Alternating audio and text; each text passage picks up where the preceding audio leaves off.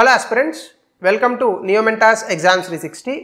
ఈ రోజు క్లాస్లో మనం చూడబోయేటటువంటి topic basic structure of the constitution, భారత రాజ్యాంగం మౌలిక స్వరూపం. ఈ టాపిక్ యాక్చువల్గా చాలా ఇంపార్టెంట్ టాపిక్ అండి. ఎందుకంటే ఇది రాజ్యాంగంలో ఒరిజినల్గా లేదు ఈ టాపిక్.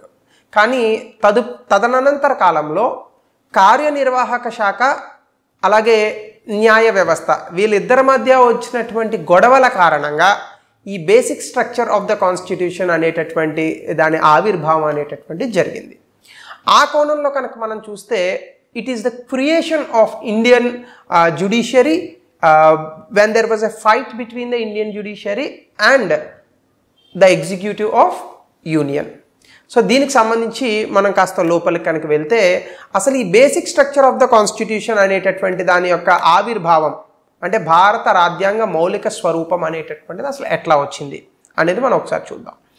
మనకి సాధారణంగానే రాజ్యాంగంలో ఇచ్చినటువంటి కొన్ని అంశాలు రాజ్యాంగం అమల్లోకి వచ్చిన తర్వాత కొన్ని అంశాలలో మనకు కొంత క్లారిటీ అనేటటువంటిది లోపించింది.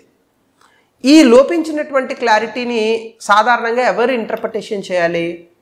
గార్డియన్ ఆఫ్ ద కాన్స్టిట్యూషన్ అని ఎవరిని అంటారు? కోర్టులను పిలుస్తారు, అంటే న్యాయ వ్యవస్థను పిలుస్తారు. So Guardian of the constitution courts కాబట్టి కోర్ట్సే వీటిని ఇంటర్ప్రెట్ చేయాలి.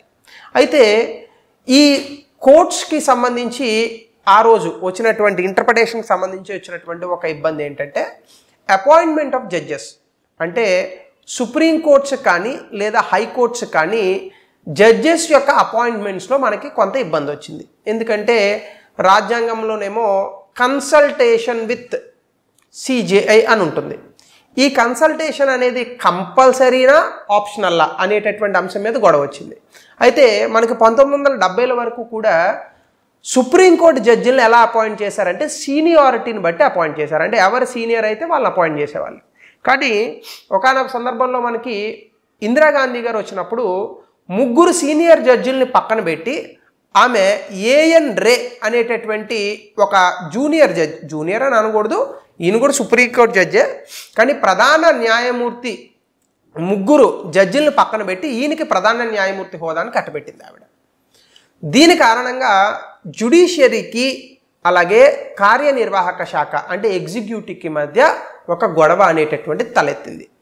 ఇందులో భాగంగా తదనంతర కాలంలో 1973లో వచ్చినటువంటి కేశవానంద భారతి కేసు ఆధారంగా జ్యుడిషియరీ ఒక కొత్త అంశానికి తెరలేపింది. దాని పేరే భారత రాజ్యాంగ మౌలిక స్వరూపం, బేసిక్ స్ట్రక్చర్ ఆఫ్ కాన్స్టిట్యూషన్ అనేటటువంటి ఒక అంశాన్ని లేపింది.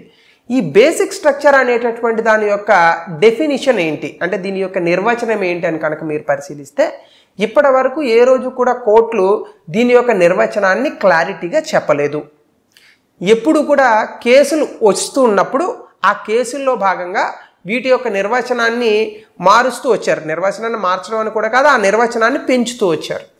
ఆ రకంగా ఈ basic structure of the constitution అనేది జరిగింది. అయితే ఇక్కడ మీకు ఇచ్చినటువంటి డేటా ప్రకారం మనం ఒకసారి ఈ basic structure of the constitution గురించి మనం అర్థం చేసుకునేటటువంటి ప్రయత్నం చేద్దాం. First, evolution of the basic structure was necessitated by specific circumstances and challenges that arose in the Indian constitutional context.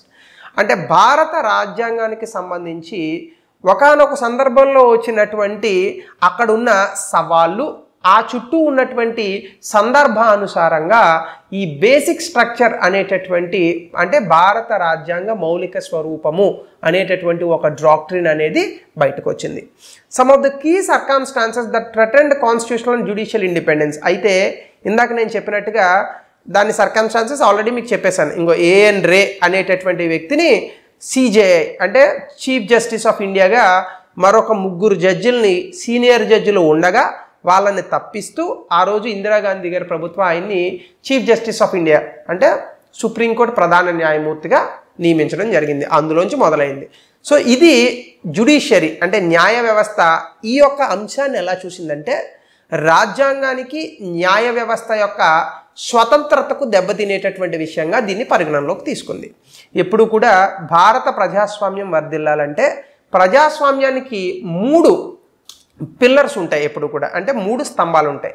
ఈ 3 స్తంభాలు తమ యొక్క స్వయం ప్రతిపత్తిని కోల్పోకూడదు. అవేంటి? డెమోక్రసీ అనేటటువంటి దానికి 3 ఉంటాయి. ఏంటి? లెజిస్లేచర్ అంటే శాసన వ్యవస్థ, ఎగ్జిక్యూటివ్ కార్యనిర్వాహక వ్యవస్థ, జ్యుడిషియరీ న్యాయ వ్యవస్థ. ఈ మూడు కూడా ఎప్పుడైతే స్వతంత్రతతో స్వయం ప్రతిపత్తితో పనిచేస్తాయో అప్పుడే ప్రజాస్వామ్యం వర్ధిల్లుతుంది. సో ఈ యొక్క ఇందిరాగాంధీ గారు అప్పుడు వచ్చినటువంటి ప్రభుత్వం యొక్క చర్య వల్ల ఈ స్వతంత్రతకు దెబ్బతింది అని చెప్పి జ్యుడిషియరీ భావించింది. దాని కారణంగానే ఈ బేసిక్ స్ట్రక్చర్ అనేది వచ్చింది.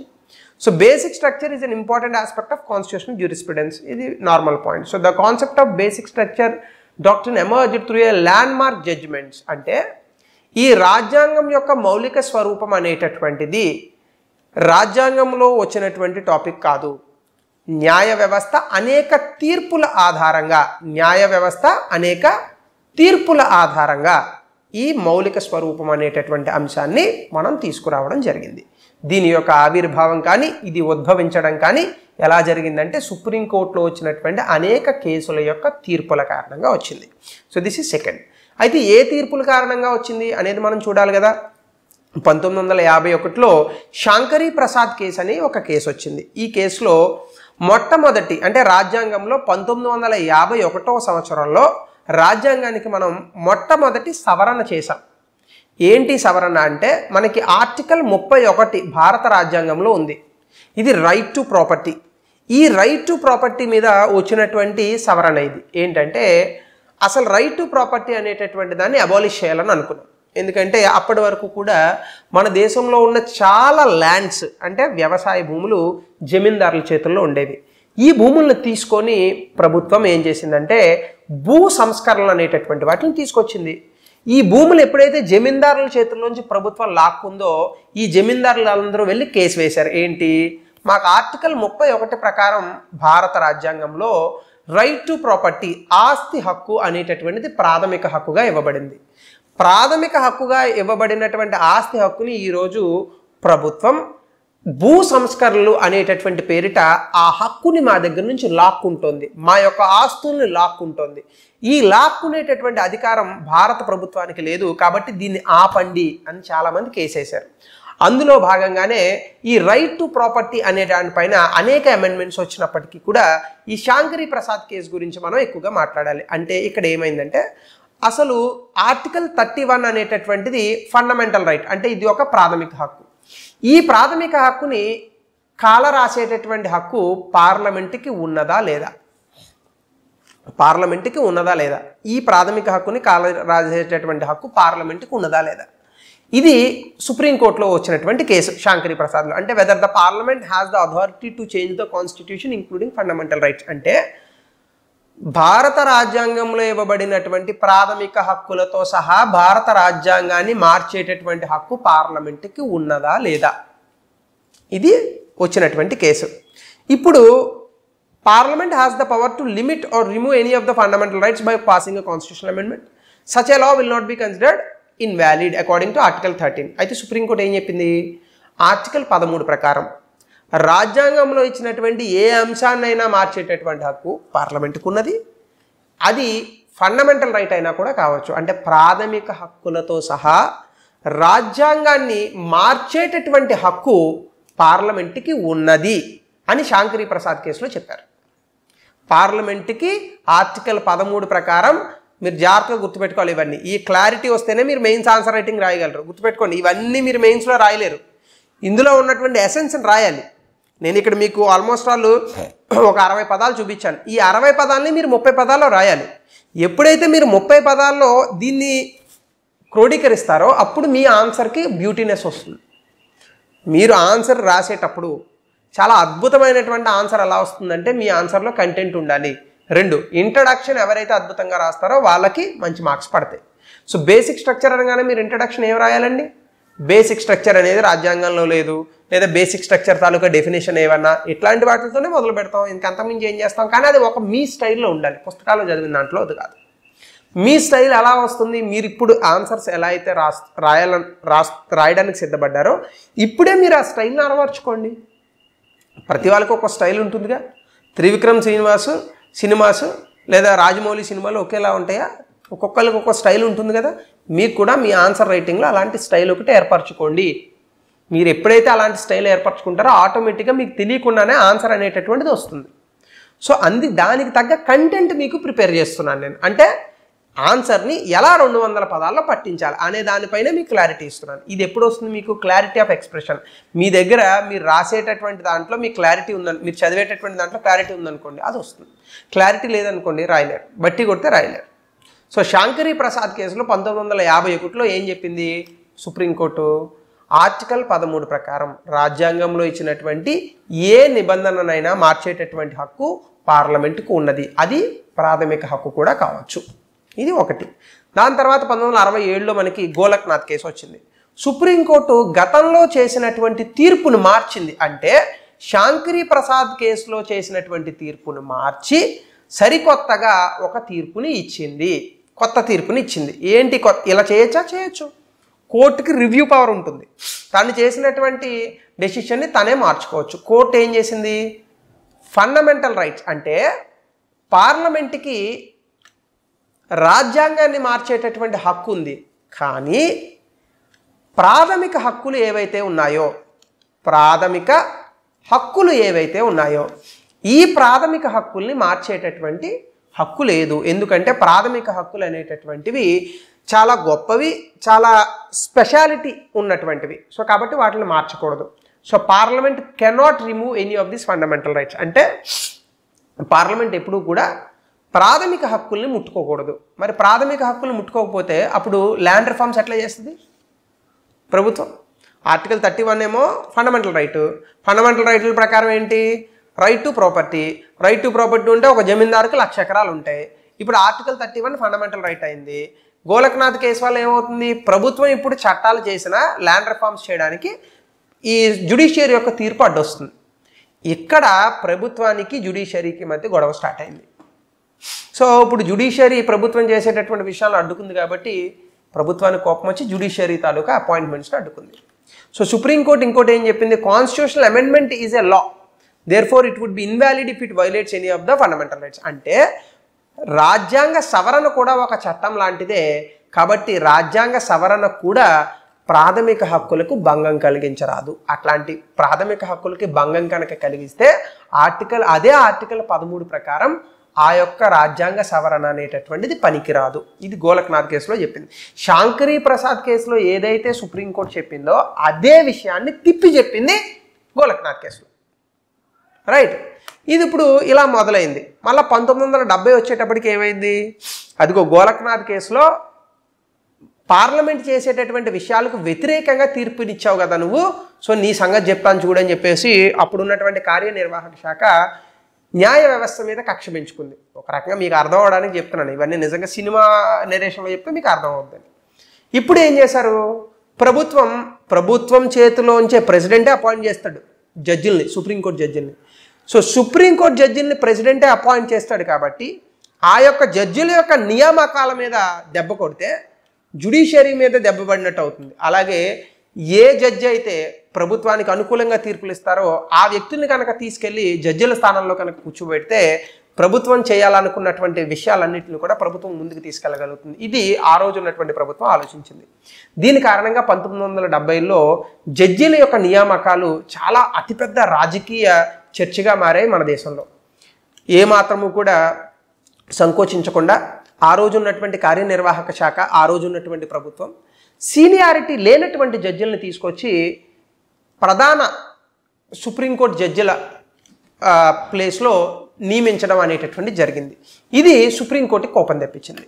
దాని తర్వాత సుప్రీంకోర్టు వేచి చూసింది ఎట్లా కార్యనిర్వాహక శాఖ చేసినటువంటి విషయాలను మనం ఎలా దెబ్బగొట్టాలి అని చెప్పేసి 1973లో కేశవానంద భారతి అని ఇప్పటికి సరిగ్గా 20 సంవత్సరాలు అయింది. సో కాబట్టి దీని మీద క్వశ్చన్ రావచ్చు. 50 సంవత్సరాలు అయింది. 20 ఏంటి, 50 సంవత్సరాలు అయింది. ఈ మధ్యకాలంలోనే ఆయన చనిపోవడం కూడా జరిగింది. 2021లో చనిపోయాడు ఆయన. ఎవరు? కేశవానంద భారతి. ఆయన కేరళ ఒక పీఠానికి హెడ్. సో ఆయన ఒక కేసు వేసాడు ఈ రైట్ టు ప్రాపర్టీకి సంబంధించి. అంటే ఆ రోజు కేరళ ప్రభుత్వం ఆ పీఠానికి చెందినటువంటి భూములను లాక్కుంది. ఇది తప్పు కదా అని చెప్పి ఆయన ఒక కేసు వేసాడు. అది తర్వాత వేరేలా మారింది. ఏంటంటే ఇప్పుడు అసలు చర్చ ఏంటి? పార్లమెంట్కి రాజ్యాంగాన్ని అంటే కాన్స్టిట్యూషన్ని మార్చే హక్కు ఉందా లేదా? ఉంది అని శాంకరీ ప్రసాద్ కేసు చెప్పింది. లేదు అని గోలక్నాథ్ కేసు చెప్పింది. అది కూడా పూర్తిగా కాదు, కాన్స్టిట్యూషన్లో ఏదైనా మార్చచ్చు, ఫండమెంటల్ రైట్స్ని మార్చకూడదు. అయితే అప్పటికే ఇందిరాగాంధీ గారు చాలా లాస్ పట్టుకొచ్చి జ్యుడిషియరీ మీద చాలా ఇబ్బందికరమైనటువంటి పరిస్థితులను తీసుకొచ్చారు ఆవిడ.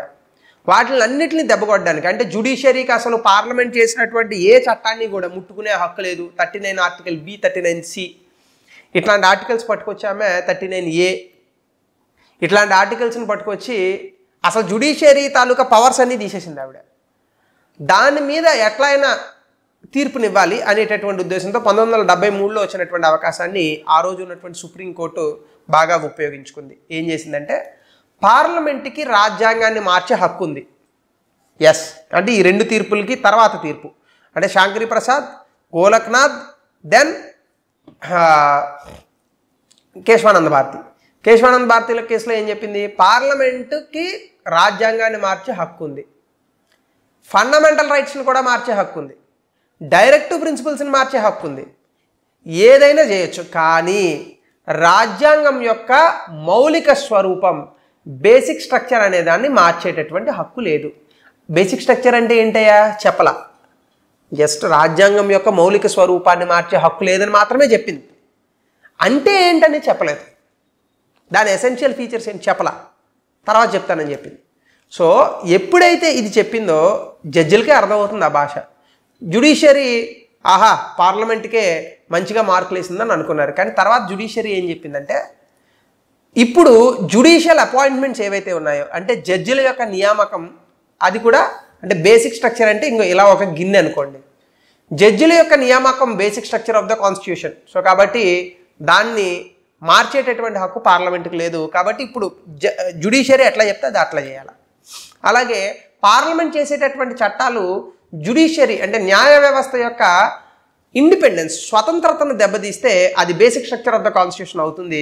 సో కాబట్టి అట్లాంటి చట్టాలు ఏవి కూడా వర్తించవు. అంటే జ్యుడిషియరీ ఎప్పుడెప్పుడు ఏ ఏ విషయాలను కొట్టేయాలని అనుకుంటే వాటిలన్నింటినీ పట్టుకొచ్చి బేసిక్ స్ట్రక్చర్ ఆఫ్ ద కాన్స్టిట్యూషన్లో పెట్టింది.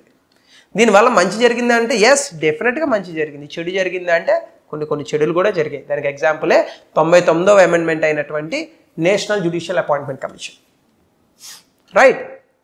సో అప్పుడు కేశవానంద భారతి కేసు తర్వాత జ్యుడిషియరీ అంటే న్యాయ వ్యవస్థ యొక్క అప్రతిగత డామినేషన్ అనేటటువంటిది కూడా మొదలైంది. ప్రజాస్వామ్య సూత్రాలకు అనుసరించి బేసిక్ స్ట్రక్చర్ అనేటటువంటి దాన్ని చెప్పినప్పటికీ కూడా ఒక మెట్టు కార్యనిర్వాహక శాఖ కన్నా కూడా జ్యుడిషియరీ ఒక స్థాయి పెరిగింది.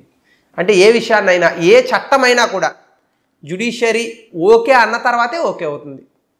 ఆ చట్టం కనుక జ్యుడిషియరీ చెప్పినటువంటి మౌలిక స్వరూపానికి వ్యతిరేకంగా ఉందా లేదా ఎవరు చెప్పాలి? అది జ్యుడిషియరీ చెప్పాలి మళ్ళా. సో దానికి తీసుకున్నారు. దాని తర్వాత ఇందిరాగాంధీ కేసు వచ్చింది. ఇందిరాగాంధీ కేసు 1975లో కూడా మళ్ళా ప్రభుత్వం కేశవానంద భారతి కేసులో చేసినటువంటి డ్యామేజ్ ఏదైతే ఉందో దాన్ని తిప్పికొట్టడానికి అనేక రకాలుగా అమెండ్మెంట్స్ తీసుకొచ్చింది. కానీ సుప్రీంకోర్టు ఏం చెప్పిందంటే కుదరదు, మీరు తీసుకొచ్చినటువంటి రాజ్యాంగ సవరణలన్నీ కూడా ఈ బేసిక్ స్ట్రక్చర్ అనేటటువంటి దానికి మౌలిక స్వరూపానికి వ్యతిరేకంగా ఉన్నాయి, కాబట్టి మేము ఈ రాజ్యాంగ సవరణల్ని కొట్టేస్తున్నాం అని కొట్టేసింది. సో కాబట్టి ఇక్కడ ఫైనల్గా తేలింది ఏంటంటే బేసిక్ స్ట్రక్చర్ అనేటటువంటి దాని యొక్క ఆవిర్భావం 1973లో వచ్చినటువంటి కేశవానంద భారతి కేసులో వచ్చింది. ఈ కేశవానంద భారతి కేసులో రాజ్యాంగ మౌలిక స్వరూపం అనేటటువంటిది ఏంటి అని చెప్పలేదు, కేవలం రాజ్యాంగ మౌలిక స్వరూపం అనేటటువంటి పేరుని చెప్పారు. దాని యొక్క డెఫినిషన్ అంటే నిర్వచనాన్ని కోర్టు ఇప్పటి వరకు పూర్తి స్థాయిలో ఇవ్వలేదు, అది కేవలం కోర్టుకు మాత్రమే తెలుసు. సో తదనంతర కాలంలో ఎప్పుడెప్పుడు పార్లమెంట్ ఒక స్థాయి మించిపోతుంది అన్నప్పుడు ఈ బేసిక్ స్ట్రక్చర్ అనేటటువంటి దాన్ని ఉపయోగించుకుని న్యాయ వ్యవస్థ పార్లమెంట్ చేసినటువంటి రాజ్యాంగ సవరణలు కానీ చట్టాలను కానీ కొట్టివేసింది, ఇంక్లూడింగ్ ఈ మధ్య కాలంలో వచ్చినటువంటి 99వ రాజ్యాంగ సవరణ అయినటువంటి నేషనల్ జ్యుడిషియల్ అపాయింట్మెంట్ కమిషన్. దాని తర్వాత ఇంకా అనేక కేసుల్లో మినర్వా మిల్స్ కేసు కావచ్చు, వామన్ రావు కేసు కావచ్చు, సిలియో కేసు 2007లో కావచ్చు, ఈ అన్నిటిల్లో కూడా ఇందిరాగాంధీ 1975 కేసు ఏదైతే ఉందో ఆ కేసులో చెప్పినటువంటి బేసిక్ స్ట్రక్చర్ అనేటటువంటి దాన్ని చెప్పింది. అంటే ఈ అన్ని కేసుల్లోనే ఒకటే, పార్లమెంట్కి రాజ్యాంగంని సవరించే హక్కు ఉంది కానీ రాజ్యాంగ మౌలిక స్వరూపాన్ని మార్చే హక్కు లేదు. మరి పార్లమెంట్ మౌలిక స్వరూపాన్ని మార్చిందా లేదా ఎవరు చెప్తారు? కోర్టే చెప్పాలి. సో ఇప్పుడు ఫైనల్గా ఏంటంటే మౌలిక స్వరూపాన్ని మార్చేటటువంటి హక్కు లేదు. మరి పార్లమెంట్కి రాజ్యాంగాన్ని మార్చే హక్కు ఉందా? ఉంది. ఫండమెంటల్ రైట్స్ని మార్చచ్చా? మార్చచ్చు. ఎప్పుడు? ఆ ఫండమెంటల్ రైట్స్ని మార్చేటటువంటి చట్టం మౌలిక స్వరూపానికి వ్యతిరేకం కాకూడదు. రైట్, కొంత డీప్ టాపిక్ ఇది. బాగా గతంలో మీరు చదువుకుంటే తప్ప ఇది మీకు అర్థం కాదు.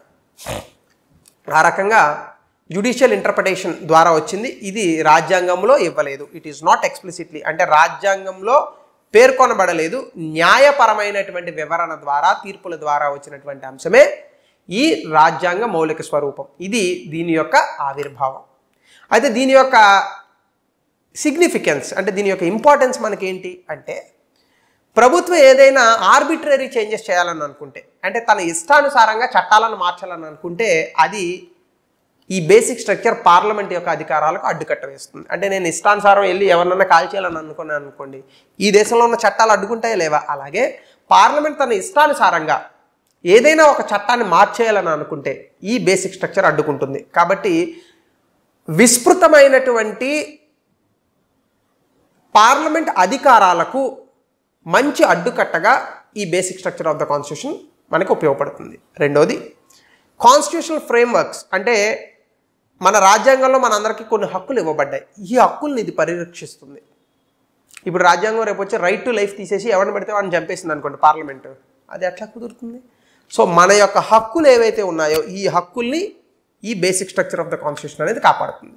అది దాని యొక్క ప్రాముఖ్యత. అలాగే ప్రభుత్వం చేసేటటువంటి రాజ్యాంగ పరమైనటువంటి అమెండ్మెంట్స్ ఏవైతే ఉన్నాయో అది రాజ్యాంగ స్ఫూర్తికి వ్యతిరేకమైతే వాటిని ఆపుతుంది. అలాగే జ్యుడిషియరీకి ఒక చట్టాన్ని లేదా ఒక రాజ్యాంగం యొక్క సవరణను వ్యాలిడేట్ చేయడానికి ఇది ఒక గైడింగ్ ప్రిన్సిపల్గా మనకి ఉపయోగపడుతుంది. అంటే ఈ సిద్ధాంతం అనేటటువంటిది ఒక మార్గదర్శక సూత్రంగా మనం వాడుకోవచ్చు. దీని కారణంగా దేశ సంపదను కాపాడవచ్చు, అలాగే దేశంలో ఉన్నటువంటి ప్రజాస్వామ్యాన్ని మనం కాపాడవచ్చు. ఏవైతే ప్రజాస్వామ్య విలువలకు విరుద్ధంగా వచ్చేటటువంటి రాజ్యాంగ సవరణలు ఉంటాయో వాటి నుంచి కూడా మనం ప్రజల్ని కాపాడవచ్చు. ఇది బేసిక్ స్ట్రక్చర్ ఇచ్చినటువంటి మరొక అంశం. దాంతోపాటుగా బేసిక్ స్ట్రక్చర్ ఆఫ్ ద కాన్స్టిట్యూషన్లోంచే మనకి జ్యుడిషియల్ రివ్యూ అనేటటువంటి అంశం వచ్చింది. జ్యుడిషియల్ రివ్యూ అంటే ఏంటంటే న్యాయ సమీక్ష. న్యాయ సమీక్ష అంటే సాధారణంగా మన దేశంలో న్యాయ సమీక్ష అనేటటువంటిది procedure established by law. Procedure established by law అంటే ఏంటి? పార్లమెంట్ ఒక చట్టం చేసినప్పుడు రాజ్యాంగంలో ఇచ్చినటువంటి ఆ క్రమాన్ని ఫాలో అయ్యిందా లేదా అని చెక్ చేయడం ప్రొసీజర్ ఎస్టాబ్లిష్డ్ బై లా.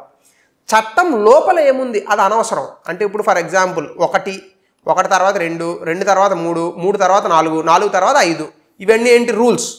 ఈ రూల్స్ ప్రకారం ఒక చట్టం పాస్ అయిందా లేదా అని చూస్తే అది ప్రొసీజర్ ఎస్టాబ్లిష్డ్ బై లా. అట్లా కాకుండా చట్టం లోపల అసలు ఏముంది, ఇక్కడ చట్టం లోపల ఏముందో అవసరం లేదు, ప్రొసీజర్ ఫాలో అయ్యారా లేదా అంతే, అది procedure established by law. Due process of law అంటే ఏంటి? చట్టం లోపల ఏముంది అంటే చట్టం లోపల ఇవ్వబడినటువంటి నియమ నిబంధనలు భారత పౌరులకు వ్యతిరేకంగా ఉన్నాయా అనుకూలంగా ఉన్నాయా అని కూడా చూస్తే అది డ్యూ ప్రాసెస్ ఆఫ్ లా. మన దేశంలో ప్రొసీజర్ ఎస్టాబ్లిష్డ్ బై లానే ఉంది.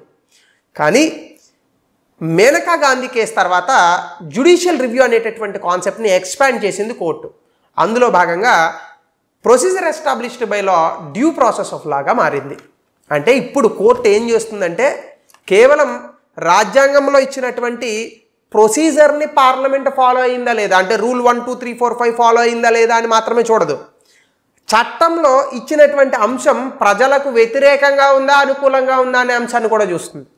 సో ఇవన్నీ మనకి జ్యుడిషియల్ రివ్యూలో వస్తాయి. సో జ్యుడిషియల్ రివ్యూ అంటే న్యాయ సమీక్ష అధికారము.